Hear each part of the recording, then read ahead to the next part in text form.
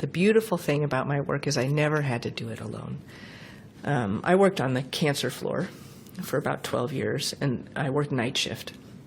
So one of the things about night shift is the team is so tight. We rely on each other so much because there are not resources. There are not doctors who are awake. If you want a doctor, you have to wake them up.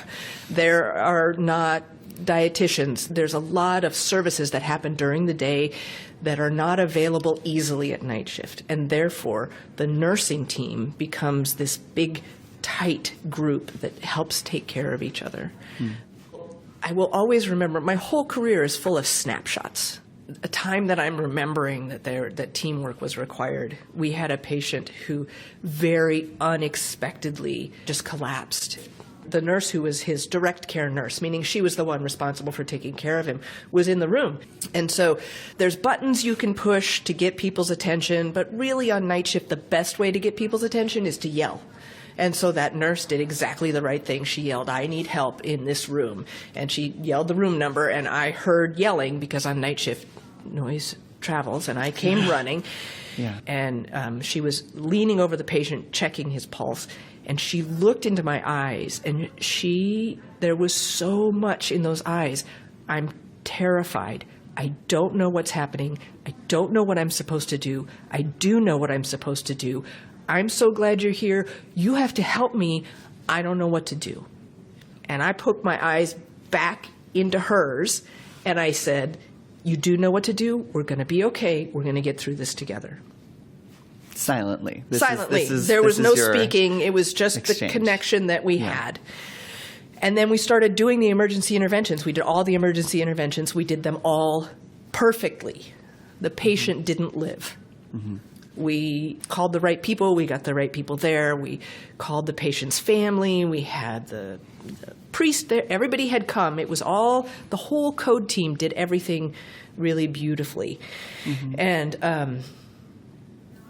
the patient died. And so the thing about the teamwork that happens is that there's a whole through line that continues after a patient dies. So after a patient dies, the nurses are still responsible for taking care of that patient. The team is responsible for doing post-mortem care, which is a real technical term for we make sure that the patient's body is clean, that tubes and wires are taken out of their body, that they're ready to be sent to the morgue. I have watched many, many new nurses have the experience of putting a human being in a body bag. It is a big deal. Like there are many really big things that no one's ever prepared for. You don't talk about the experience of zipping a body bag closed in nursing school. So as we navigate that, we navigated all of that as a team. So I was there with that nurse. This was the first time she had ever had a patient in a code situation.